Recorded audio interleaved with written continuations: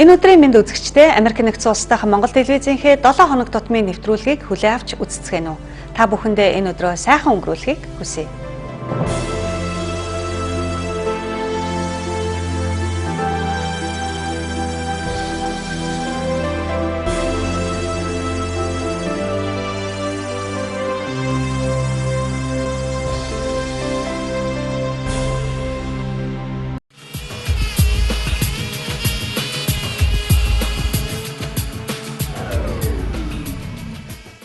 Эрхэм үзэгчдээ Америк нэгдсэн улс дахь Монгол телевиз Япон улсын Нагая хотын Хотел Нагая кастлд болж байгаа олон улсын чуулга уулзалтаас үзүүлж байна.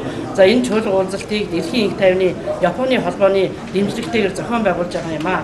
За чуулга уулзалт дээр гол ярьж байгаа сэдэв бол Номхон далайн соёл иргэншлийн 90 Зүүн Азийн их тайван Япон Солонгос Америкийн хамтын ажиллагааны хэдийн төлөв гэсэн ийм сэдвүүд байна. За энэ чуулга уулзалтанд улс орнуудын улс төрийн зүтгэлтнүүд одоогийн болон хуучин ерөнхийлөгч, дэд ерөнхийлөгчд, парламентын гишүүд, сайд дарга нар, мөн иргэний болон шашны байгууллагын удирдагчид, гадаадын сэтгүүлчид оролцож байна. За заримаас нь та бүхэн сонирхолтой Японы парламентын төлөөлөгчдийн танхимын гишүүн Такаши Югона, Аризона мужаас Америкийн нэгдсэн улсын конгрессийн төлөөлөгчдийн танхимд сонгогдсон гишүүн Анди Бикс, за бүгд найрамдах Солонгос улсын үндэсний ассамблеийн гишүүн Хуан Ким, Флорида мужаас Америкийн нэгдсэн улсын конгрессийн төлөөлөгчийн танхимд сонгогдсон гишүүн Тэд Юна, за Балбын бант улсын тэргүүн дэд ерөнхийлөгч асан за мөн балууд бидний сургалтаар явж байхад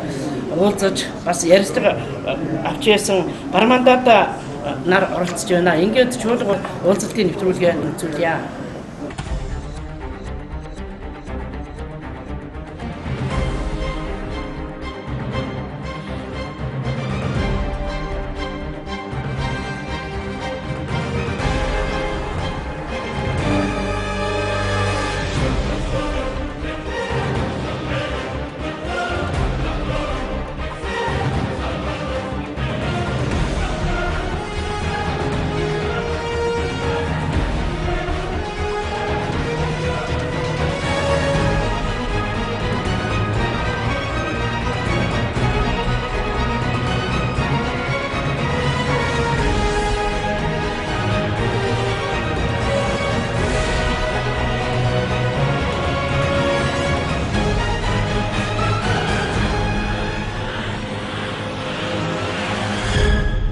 За түрүүн хэлсэн энэхүү чуулга уулзалтанд улс орнуудын одоогийн болон хуучин төр засгийн газрын тэргүүнүүд, парламентын гишүүд, сайд дарга нар болон иргэний нийгэм хэвлэл мэдээлэл, шашны байгууллагын удирдагч 700 гаруй төлөөлөгч оролцож байна. Илтгэгчид дэлхийн ертөнцийн даяаршлын үйл явц эрчимтэй өрнөж, улс орнуудын хоорондын харилцан хамаарал улам бүр хүчтэй болж байгааг тэмдэглээд төлөөлөгчдтэй санал бодлоо хуваалцлаа. Тэд инх тайван аюулгүй байдлыг авчрахад зөвхөн улс төрийн аргаар биш, цаана нь иргэний болон төрийн бус олон байгууллагын хамтын ажиллагаа энэ бүсэнд нутагдах ард иргэдийн оролцоо чухал байгаа гэдэг талаас нь ярьж байна.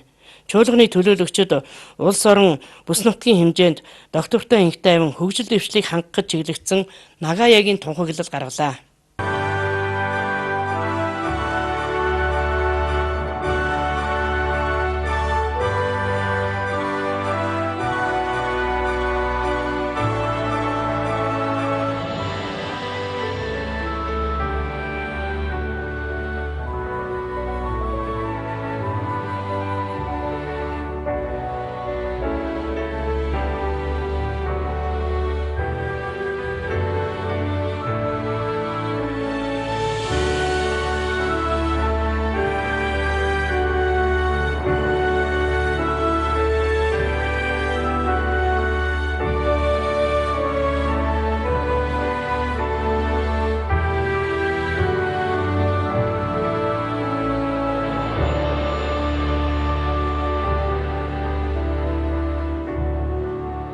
Hello, Mongolia! Hello, Mongolia! Greeting from Africa. We are in Nagoya here. My name is Mamadou Guy. I am from Côte d'Ivoire. I am public relation officer and media officer for UPF Africa. The summit was great. It was wonderful.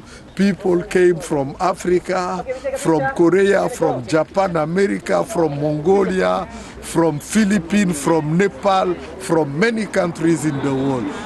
We have to thank and congratulate Dr. Hakchahan Moon for bringing all these people together in one place to talk about peace. Well, the conference is important because you're bringing leaders, elected officials from all over the world to talk about some very important issues that are going on, conflicts in the world, and how to maybe try to resolve those so we can get a more peaceful state. So one of the topics of the conference is Northeast Asia, security and peace. We're talking South Korea, North Korea, Japan, the U.S., China, how that interacts. Even Taiwan was mentioned today, and Russia, and those issues. So it's important to come together as issues as we and as leaders to talk about these issues as we go forward. Hello, Mongolia. My name is Satoshi Ida, a Japanese. I participated in the very important events the day before yesterday and yesterday. So this event was for unity among Korea and Japan and United States. So now between Korea and Japan has some serious issue, but we try to overcome this kind of situation. This time, senator and former senators from Japan and Korea and United States came together in one place. We share the same value for world peace. And then, so we also welcome religious representatives of many religions. This time, so I saw Islamic leaders and Catholic leaders were working together hand in hand. It was a very beautiful moment. More than any other things, so I was very impressed by the keynote speech of Dr. Hakchahan Moon, who is the founder of Family Federation for World Peace and Unification and Universal Peace Federation. She emphasized the importance of unity between religion and politics. And also she claims that we have to listen to God's voice, because the problems in the world cannot be solved just by human wisdom or some political ways. Therefore, we have to find, some other way to solve all the problems. So I was very grateful to participate in this series of events. Thank you so much.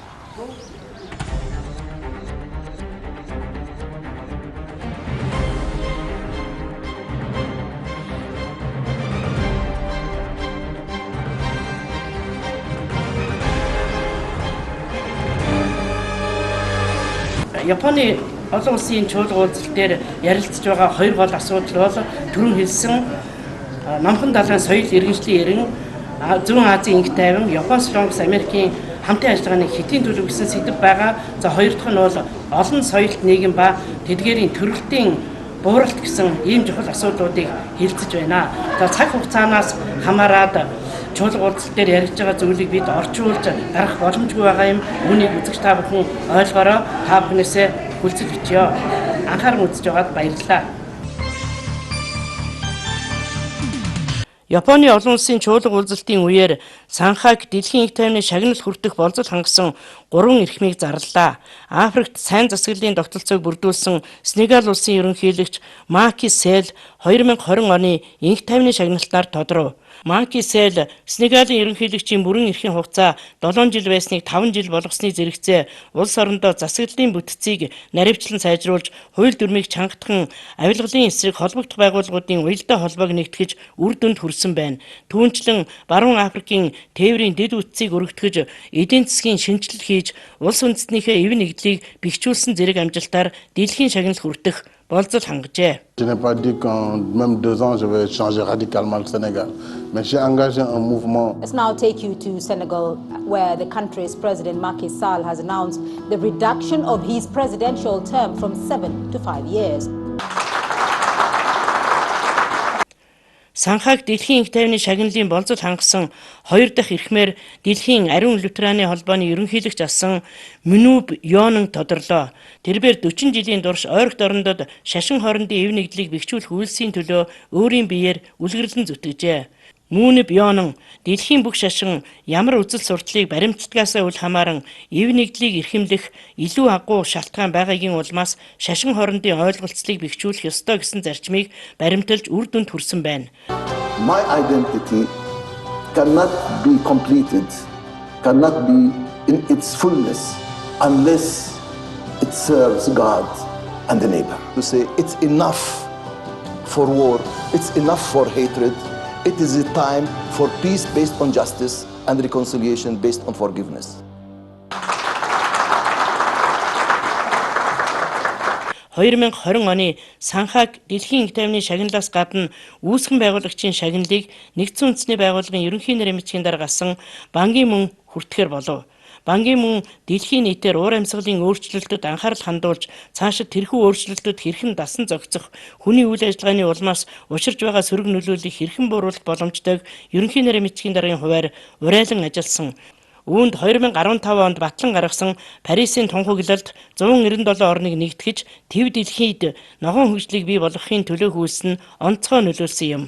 17 Sustainable Development Goals are our guide.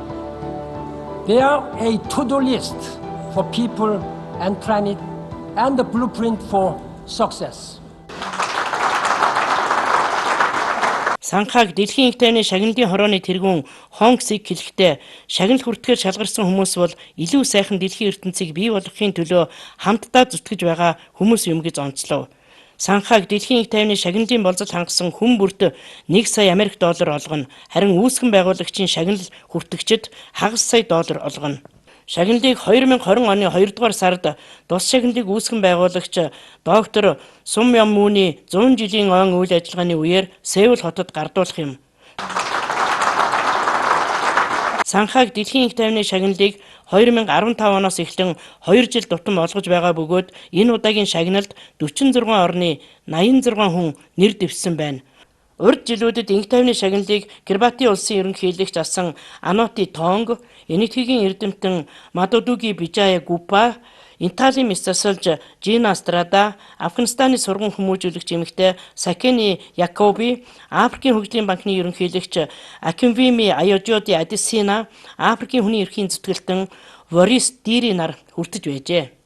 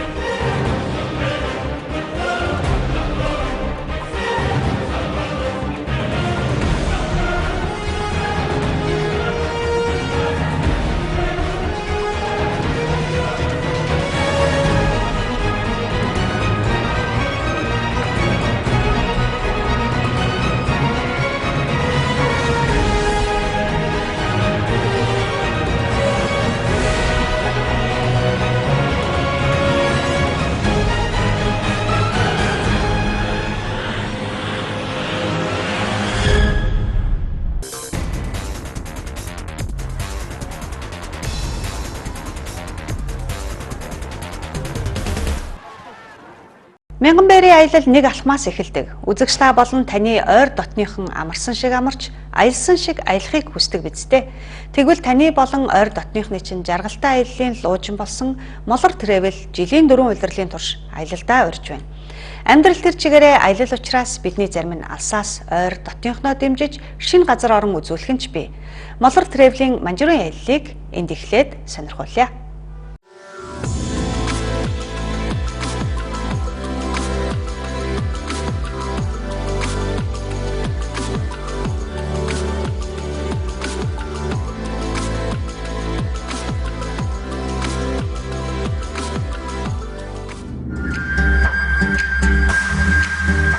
монголчууд эрдэнэс молор эрднийг шүтэж, хурдан буянт хүлгэн молор эрдэн хэмээх дээдлсээр ирсэн билээ.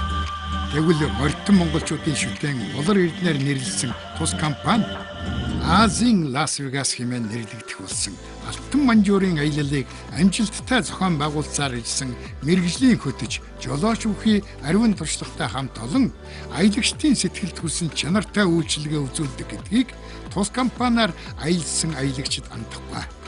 Энэ удаад ч гэсэн тэд мөн Манжуур хот руу аялах 3 шөнө 4 өдөр, 5 шөнө 5 өдөр зэрэг агарын болон автобустай аяллыг санал болгож байна. Аяллаа компаниар үйлчлүүлээд ийм сайхан юмтай танилцуулж байгаад одоо маш баяртай нэг хөтөч нь бол биднэрт одоо автобуснаас Дахь Улаанбаатараас гарснаас хойш одоо бүх замын маршрутын талаар ярьж одоо танилцуулж өгсөн. Одоо сэтгэл маш их өндөртэй нэг сайхан юм үзэж явнаа. Одоо бүх төв тусалтай газруудаа явж үзүүл танилцуулж байна. Буудлын сайхан юм байна. Хоолундаар сайхан дайж байна. Тав тухтай сайхан явцгааж байна бид. Тэгээд хүмүүсийг монголчуудыг Молор компаниар үйлчилж байгаарай гэж уриалж байна. Молор Travel-ийн хамт олондоо маш их баярлалаа. Ийм сайхан газар үзүүлж бас аялуулж байгаа та бүхэндээ ажлын дээр амжилт хүсье. Хот төлөвлөлт, бүтээн байгуулалт, худалдаа үйлчилгээ зэрэг олон талаараа үсрэнгүй хөгжсөн Манжуур хотыг өөрийн биеэр үзэх нь олон орны иргэдийн сонирхлыг татгуулсан. Мянга сонсохоор нэг үз гэдэг. Манжуур хотод очивол алдарт арслан зааны цэцэрлэг түрээлэг, байгалийн түүхийн болон төмөр замын музей, буддын дархийн сүм, генсийн амжилтанд бүртгэгдсэн дэлхийн хамгийн том матрешка хүүхэлдэйн хотхон болон 5 ангиллын матрешка зочид буудлын гээд олон сонирхолтой үзүүрүүд үзэхээс гадна Орос, Хятад, Монгол 3 орны авиаснуудын урлагийн тоглолтуудыг сонирхож, үндэсний хоол болох Бээжин нугас зооглон 2 оройн үдшийг гайхалтай өнгөрөх боломжтой. Тэр шоу гэдэг бол үнэхээр одоо Улаанбаатар хотч би баг тийм шоу үзээгүй. Энэ дотор бол бүх 3 улсын гурвангийнх нь одоо урлагийн тоглолтууд болж ийн л дээ. Одоо жишээ нэг чинь хятадын дуучин дуулж байна. Манай тэр морин хуур тэр одоо хөөми ямар гайхалтай юм бэ. Ерөөсөө тэр манай энэ залуучууд их сайхан байна шүү. Оросын сайхан бүжигчид тэр хүүхнүүд нь дуулж байна, бүжиглж байна. Аялагчдыг тав тухтай тоглог орчин, тоглог зочд буудалд буулган, усан бассейн, солонгос хуурай саавун, 12 төрлийн халуун аршаан, 7 төрлийн чулуун саавун зэрэг алжаал ядаргааг тайлах амрах ая тухтай орчин бүрдүүлсэн үйлчилгээ үзүүлдгээрээ онцлогдоо. За ингээд Молор Travel хамт олондоо нийт Баян Монгол компанийнхаас баярлалаа гэж хэлье. Molor Travel аялын компани унаа үйлчилгээ, байр, хоол үнэхээр маш их таалагдж байна. Тэгээд бид 4 шөнө 5 өдрийн турш Molor Travel аялын компанитайгаа хамтдаа хөгжилтэй дурсамжтай сайхан цаг мөчүүдийг өнгөрүүллээ. Molor Travel аялын компанидаа баярлалаа. За тэгээд та бүхэнд ажлын өндөр амжилт хүсье. Мэдээж аялын нэг гол зүйл бол хоол. Өдрөөсөө шалтгаалаад сонголтын болон тусгай үзүүлбэртэй ресторанд зоог барих болно. Орос, Европ, Хятад амт тоолнуудаас сонгож зооглох юм. Хэрв аялагчид дунд төрсөн өдрөнд тохиож байгаа аялагч байвал компани зүгээс тусгайлан зориулсан бэлгийг гардан өгдөг уламжлалтай. Мөн аялагчдын агшин хорон бүрийг мэрэгжлийн гэрэл зурагчин дуран авайдаа буулган газар дээр нь фото зургийг үнэнгүй угааж өгөн тухайн аяллаа зургийн цомгийг он сар өдрөөрөө мэдээллийн хуудсанд хадгалдаг нь аялал хөтөлбөрийн дагуу явсан эсэх нь баталгаа болдог тул чанартай, найдвартай, баталгаатай аяллыг танд үзүүлэх дөрөвдөгчлөлтэй Манжуур хотын аяллыг дагнан зохион байгуулсан туршлагатай хамт олон болох Molor Travel-д даатах.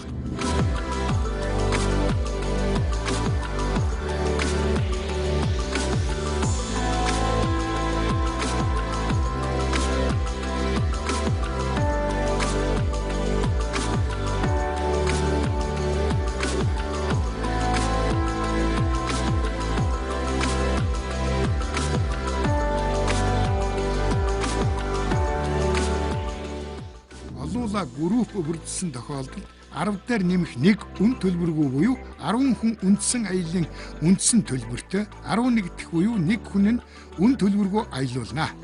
Мөн 5 дээр нэмэх нэг 30% хөнгөлөлттэй буюу 5 хүн үндсэн аяллаа үндсэн төлбөртэй 6 дахь буюу нэг хүн нь 30% хөнгөлөлттэй үнээр аялна.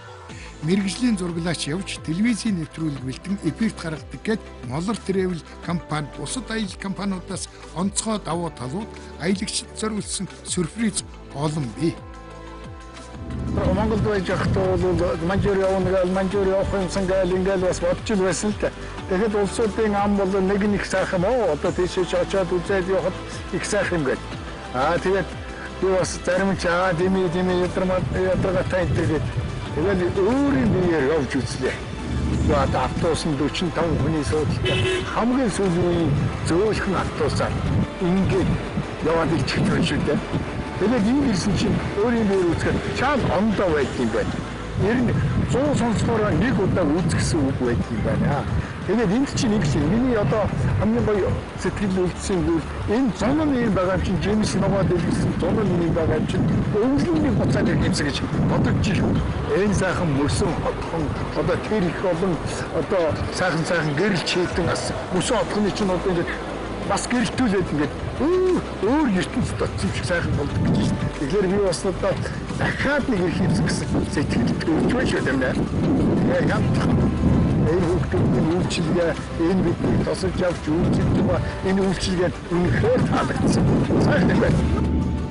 Алдан байгууллага хамт найз нөхдөөр халуун дулаан гэр бүлээрээ хамтдаа Манжуур хотоор аялаж мартагдашгүй дурсамж дүүрэн өдрүүдийг өнгөрөөхийг хүсвэл 86 тэг 8 25 тэгдэг 94 18 25 тэгдэг 99 12 40 тэг 2 утсаар холбогдороо.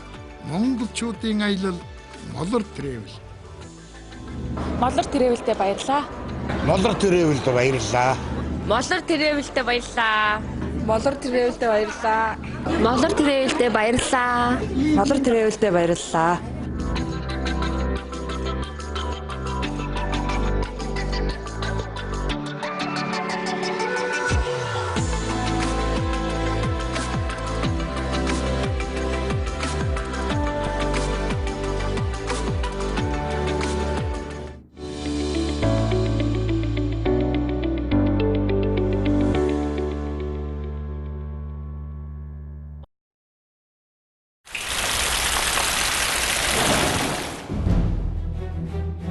Дэлхийгээр тархан суугаа монголчуудын зар мэдээ мэдээллийн нэгдсэн төв orlo.com.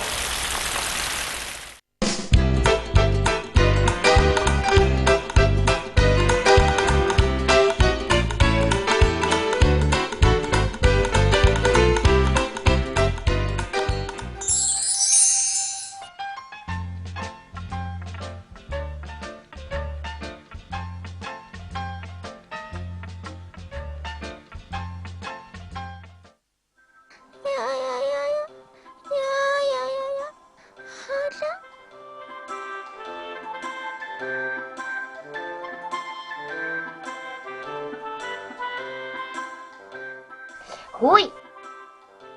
Өндөгөө чи гараад ирээч дээ.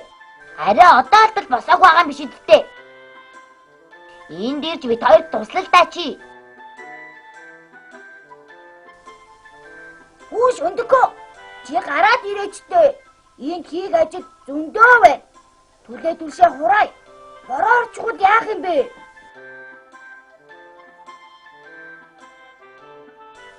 Сүлгээ чи нэг ороод үзээд ирээч. Өндөгөө юу игээ чимээг болчихвоо. За одоо орчоод ирээ. За. Заадаг. Өндөгөө. Хөөе өндөгөө. Хөөе өндөгөө. Хөөе өндөгөө чи. Хөөе. Өвсгөө. Өндөгөө маань өччих. Хаалаа суугаад буугач чадахгүй байна. Тэгээд нэг юм яриад байна. Тэр нь юусоо ойлгохгүй байна. Одоо яах вэ?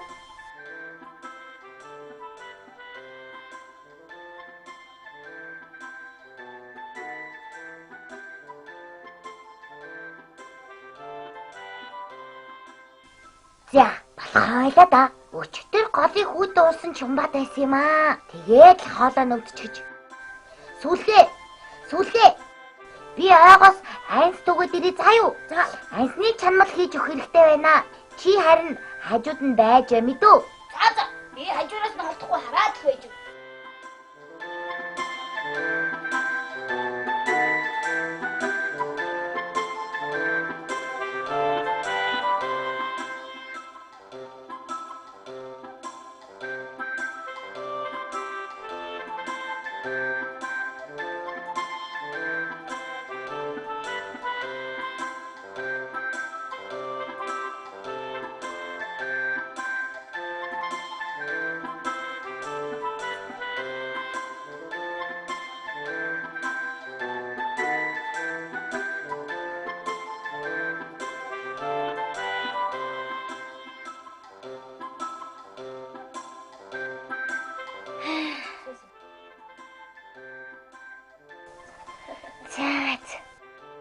Тэгэхэд би чинь жимс дүүгээд л байдаг.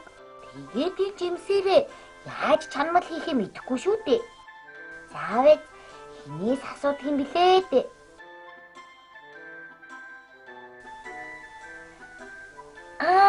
Нэрээ.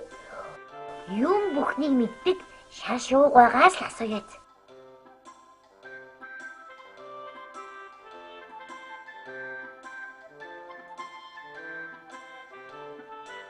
Шар шуугаа.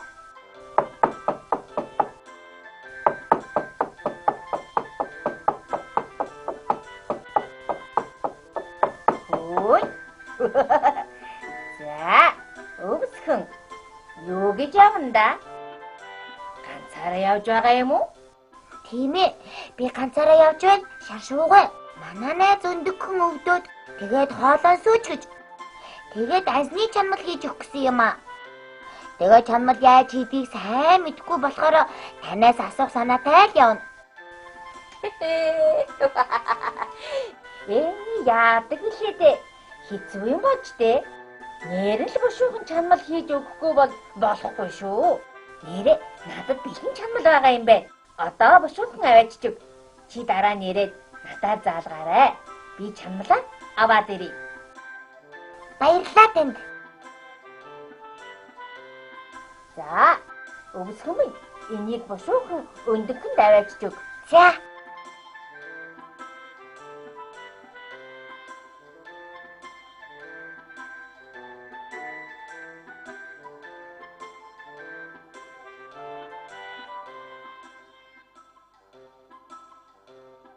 Энэ шар шуугаа их тусч сайн шуу юм аа.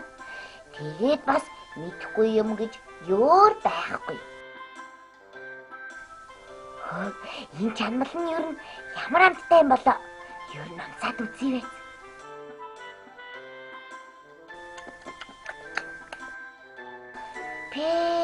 Яасан сайхан амттай чанмал вэ? Ийм сайхан чанмал идэж үзээгүй юм байна да. За, дахиад жаахан амсчихъя.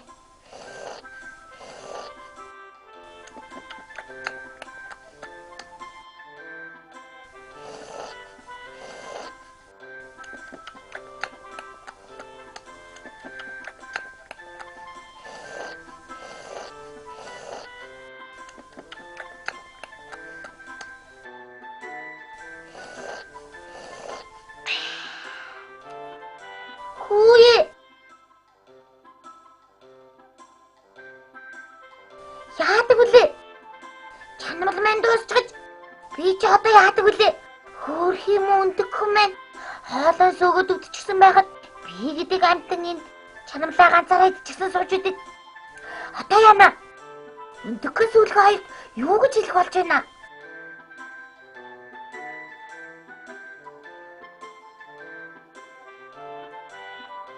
Одоо хайчдаг үлээ дээ. Гэртээ хоосоо очиж болохгүй. Өндөгхөн маань хэцүүднэ. Сүүлхэн ч бас гомдон. Юусе боли. Гэтэл харахаа боли. Заад. Шашуугаа дээр буцаад очдөг юм билүү?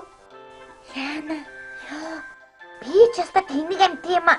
Найзгаа өвдчихэд байхад өөрийгөө л бодож байдаг. Шашуугаа намайг юу гэж бодох болоо? Яасан муухай найз вэ л гэх байх дөө. Ёрн гэртээ хоосоо очсноос үннээ хэлсэн нь дээр.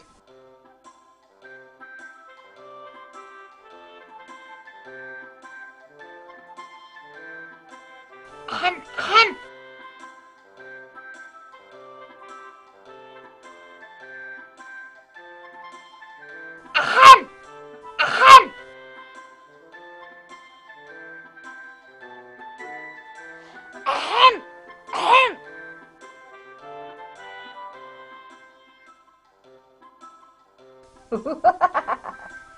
За, өвсгөн минь юу болов?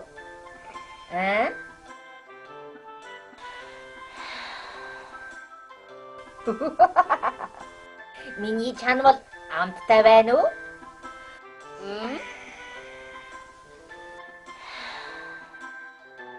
Тийм ээ. Их амттай юм уу?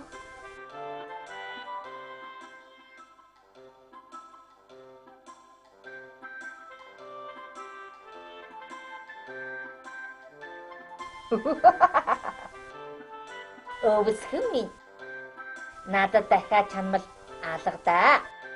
Тэгэхээр хоёулаа өөр арга бодохоос. Өөр арга гинэ. Өндөхний хоолой нь үдчихсэн. Би одоо яана? Чанмал байхгүй бол өндөхний хоолой нь бүрч хөвдөндөө. Арга байна. Өндөхөнд чанмал хийж өгнө шүү. Хоёулаа хамт явъя. Тгий хамт явъя.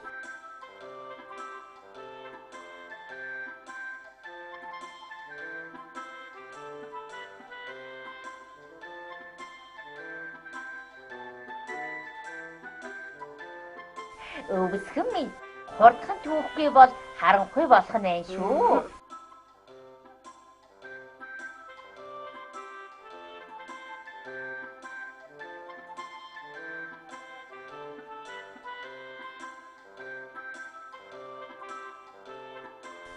Яна. Энэ өвсгөн хайччихва. Яагаад ингэж их удаад байгаа юм болоо? Сүлээ. Ашгууд манай өндөхөн яаж вэ? Өндөхөн маань гайгүй байгаа. Өвсгөө чи жимс дүүгээд ирвүү? Тийм ээ. За найзууд одоо гэртээ орцгоо идэхүү. За тэгье.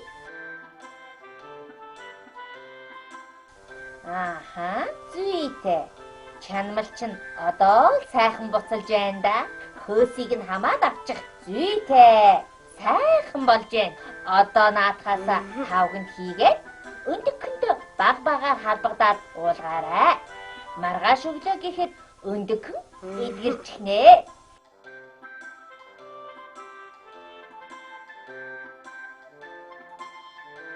Шашуугай.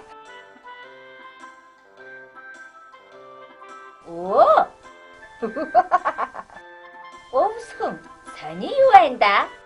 Би танд амттай борцог авчирлаа. Манай өндөхөн хийсэн юм. Тэгээд танд баярлалаа хэлээрэй гэсэн.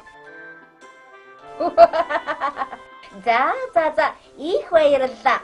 Өндөхний хоолой идэгрээ юу? Тэгэлгүй яах вэ? Өндөхөн маань идгэрсэн шүү. Найзууд маань танд талархаж байгаагаа дамжуулаарай гэсэн. Би ч гэсэн жимсний чанмал хийхийг зааж өгсөн чинь маш их баярлсан шүү. За, зүгээр. Чамд ч бас баярлалаа өвсгөн минь.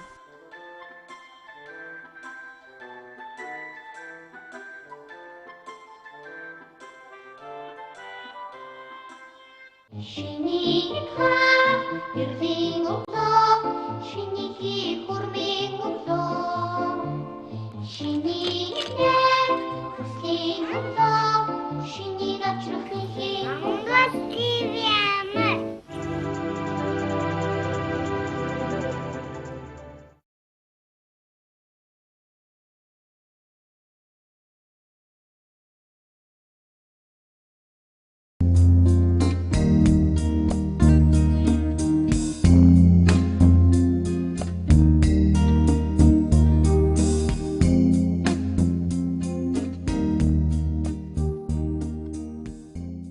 Lake Hovsgol is located in northern Mongolia and is surrounded by mountains and lush forests. The lake is 14th largest freshwater lake in the world and contains 2% of the world's freshwater supply.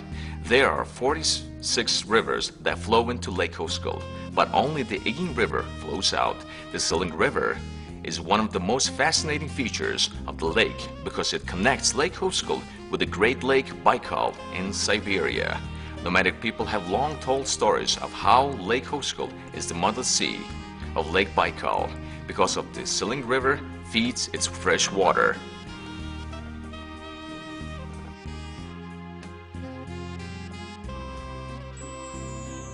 There are 4 small islands dotting the crystal clear water of the deep lake: Hatanhui, Davanhui, Motunhui, and Bakhui, and that are covered by forests and have different types of endemic rare species.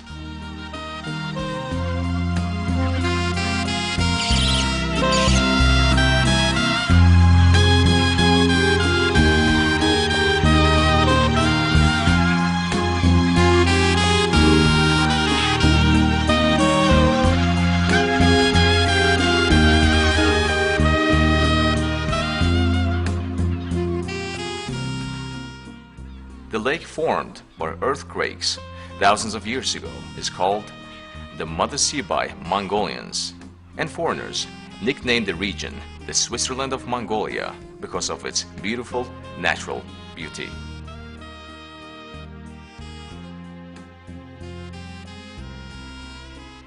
Nearby, Lake Hovsgol is a beautiful region called Дахь.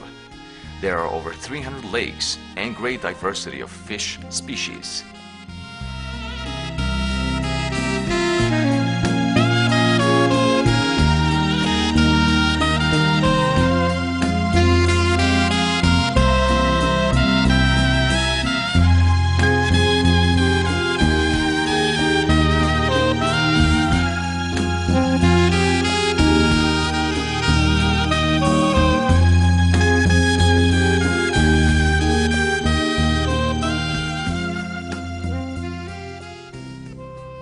The pristine nature and varied landscapes of Hovsgol make it a wonderful place to travel during your journeys in Mongolia. There you can arrange horseback riding, hiking, and overland tours.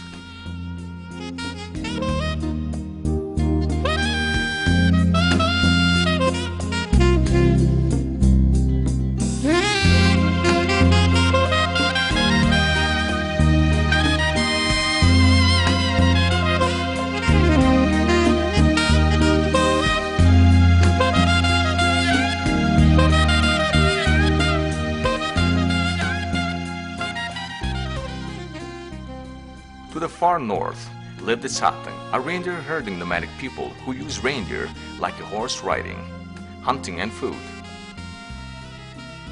Reindeer herding can only be practiced at high elevations in the remote Hortelsartig mountains because the reindeer survive by eating lichen. The Tsatang have retained their unique herding lifestyle and shamanic traditions, a religion that has once common throughout Mongolia before the socialist period. The pristine Hortelsartig mountains rim the Дахь and are home to wild animals including endangered species of forest reindeer, Siberian moose, wild sheep called argali, buzzards, and water-tail eagle. 9 species of fish inhabit the lake, including Siberian grayling and lenok. Adventurous travelers should consider visiting in the wintertime to experience the spectacular ice festival on Lake Hovsgol, celebrated by the local community every February. Hovsgol Protected Area is one of the world's unique places that has been requested to UNESCO to be listed as a World Heritage Site.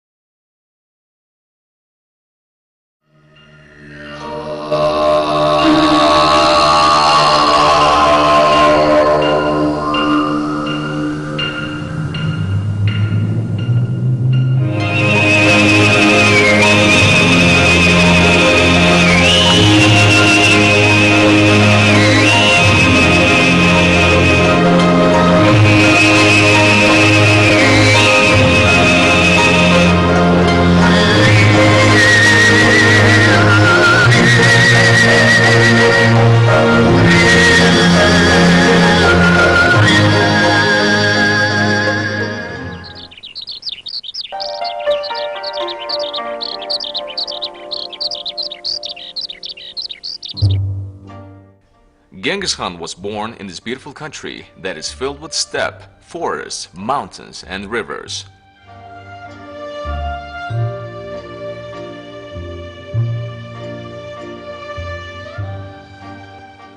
Tourists who wish to see the history and legend of Genghis Khan, who invaded and commanded half of the world, can start their journey from the Khenty province, the northeastern Mongolian steppe region of Mongolia.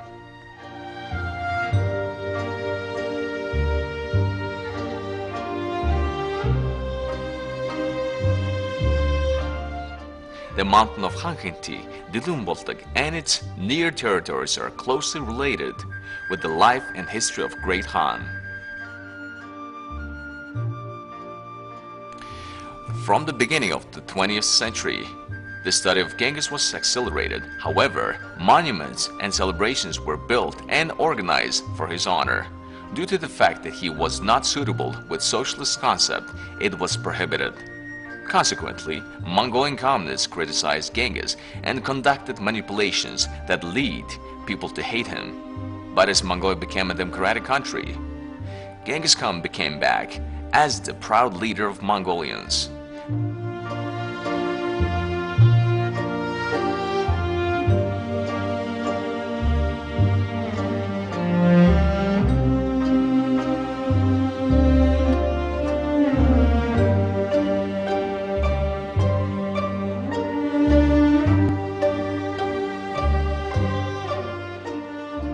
The native country of Genghis Khan was a secret for a long period of history, and in some way, it was a traditional secret. It is said that Genghis Khan was buried in a very secret tomb in a certain part of the sacred and wild territory. To this day, international teams are still studying and searching its ancient secrets.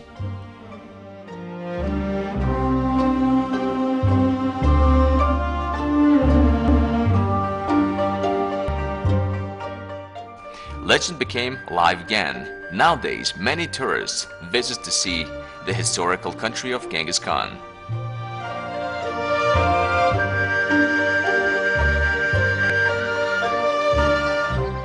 In this country, Genghis Khan was born, first walked, and spent his childhood playing on the ice of Onang River and playing with arrows. Starting from this land, he united the divided nomadic tribes of Mongolia and led half of the world, which makes this place such a strong part of the world's history.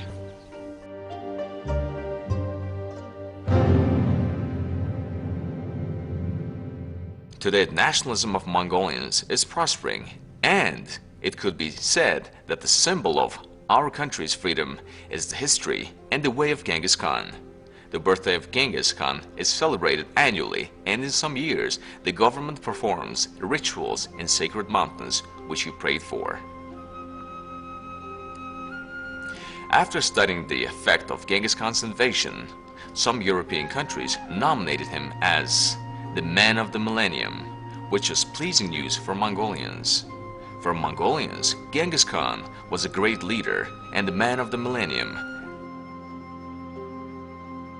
Nomad's territory was the center of the great empire of one era.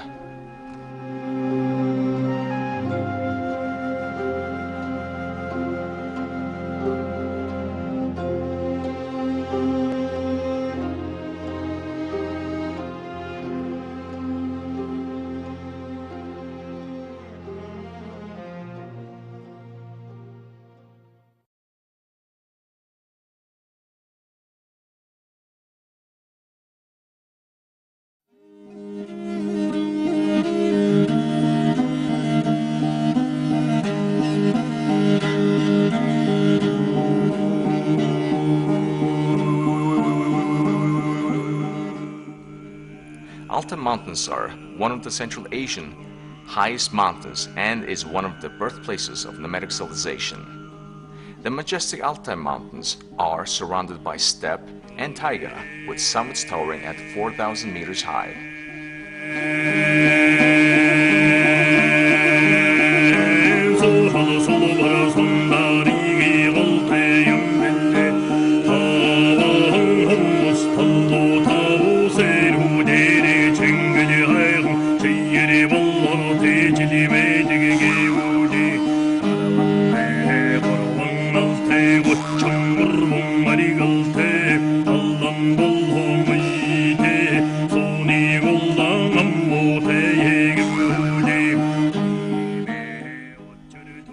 Rivers and lakes with Mongolian grayling abound in this region, making it a great place for fishing.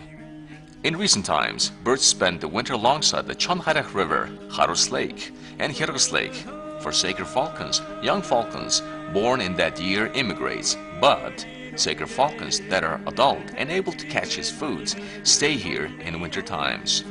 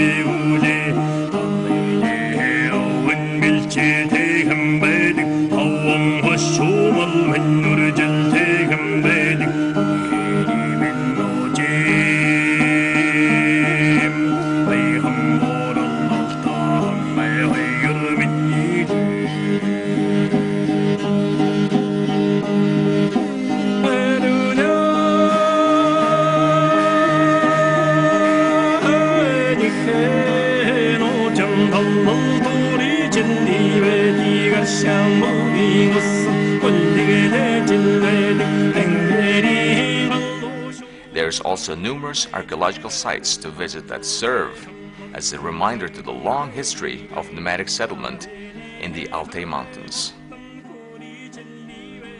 The Altai are rich in wildlife. The elusive Argali sheep and snow leopards traverse the rocky slopes of the Altai around Tavunbog and Tsamgar mountains.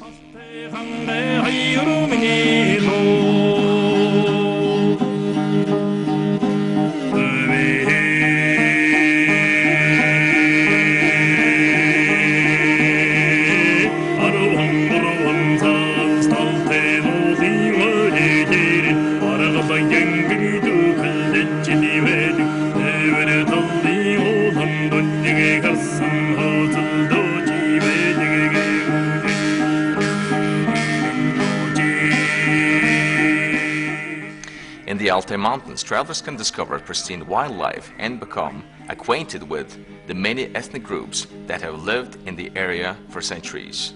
Because of the close proximity to Kazakhstan, there is a large Kazakh population who practice the ancient tradition of hunting with golden eagles. Kazakh men find young eagle chicks and nurture them to become hunting companions. One of the biggest events in Mongolia is the Eagle Hunting Festival in Bayangulgi, Mongolia's westernmost province. It is organized every year to bring Kazakh people together to celebrate their eagle hunting tradition and gives tourists an opportunity to learn about eagle hunting and Kazakh culture and music.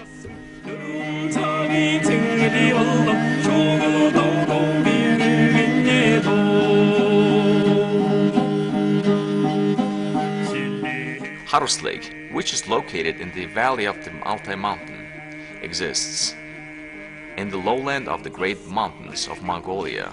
Although the lowlands of the Great Mountains are the biggest watery and marshy region of Mongolia, it is surrounded by dry desert steppe.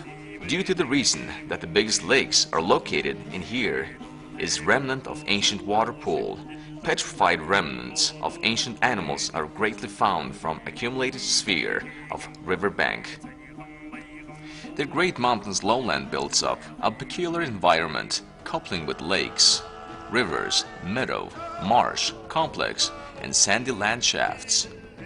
In the front side of the Harus Lake, there is the Great Sub-Zero Mountain of Altai, and on behind it, there is a semi-desert of lowland of great mountains and great lakes existed in its depth. This lake is the main passage point for the migration of birds in the spring and autumn, and is the paradise for many kinds of birds.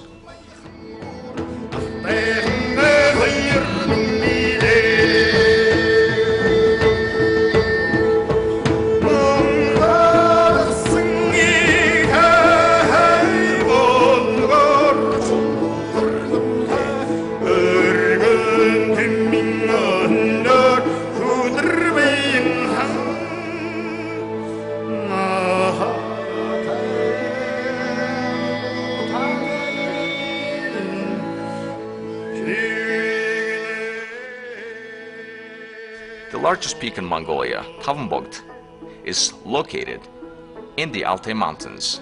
Tavunbog, which towers at 4,374 meters, is a popular place for adventure travelers interested in mountaineering. Climbing trips are recommended from July to September when there are low winds and more suitable weather conditions.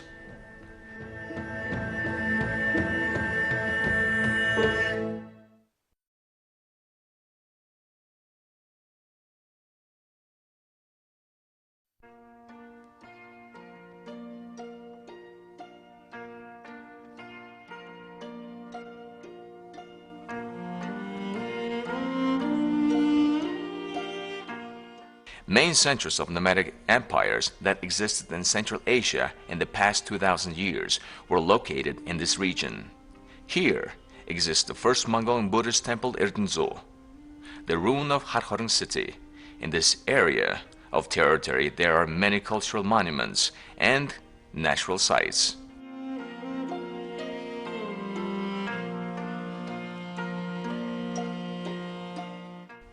Genghis Khan worked to establish a capital in the territory of Kharkhoring in 1220, and his son, Ugade, built the Khan's palace in 1235. As recorded in the Book of Yuan, over 1,500 workers, including Mongolian craftsmen, many craftsmen from all over the world actively participated in the establishment of Kharkhoring. Kharkhoring is one of the biggest cities that ever to be established by Mongolians in that period of time. Kharkhoring became the main bridge connecting Mongolia with Europe, Asian and Middle Eastern countries. The city hosts many religious monasteries, cultural monuments, libraries, archives, and institutes for study of history. International archaeological investigations of Kharkhoring are still being conducted as new artifacts continues to be found.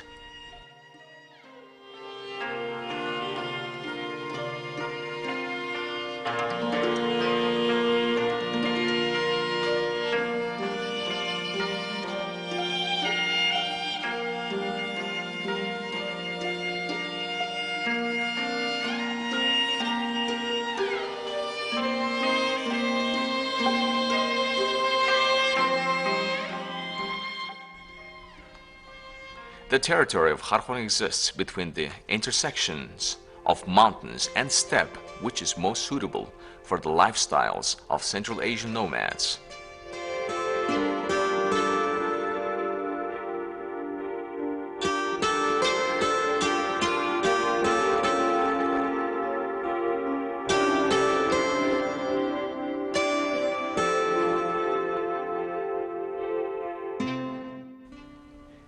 Near to the ruins of the ancient capital is Mongolia's first Buddhist center, the Erdenzhou Monastery, which has 108 stupas and walls.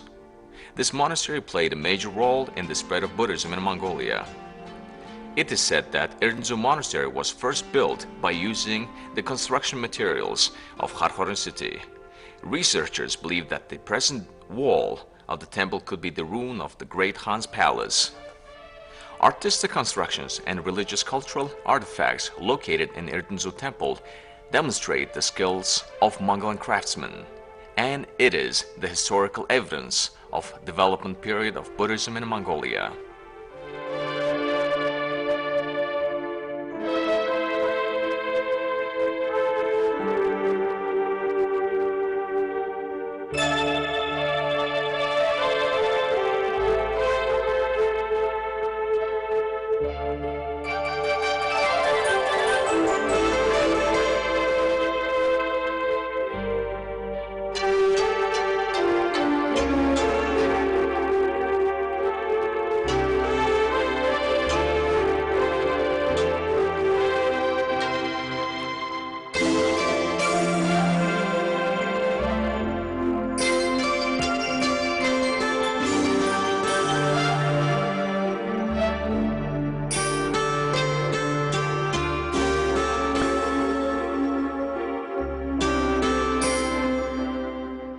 This area is rich of monuments and tombs uncovered by archaeological investigations. Is related to the Bronze Age, Iron Age era of Huns. The first empire existed in Mongolian territory, and states established in Mongolian territory such as Turk, Uyghur, and Khitan.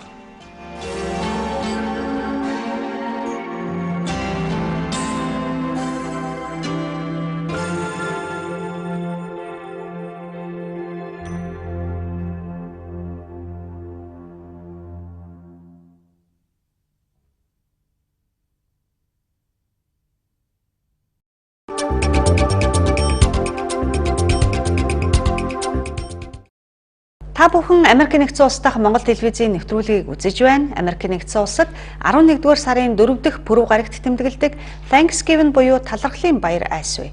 Энэ баяр нь холбооны улсын албан ёсны тэмдэглэлт баяруудын нэг бөгөөд үүний дараа бусад баярын уур амьсгал эхлэн шинжил хүртэл үргэлжилж урамшуулалт, хямдралт худалдааны улирлын нээлтч гэж үздэг. Үзэгч та бүхэндээ талархлын баярын мэндийг урьдчилаад хүргэе. Happy Thanksgiving Day. Happy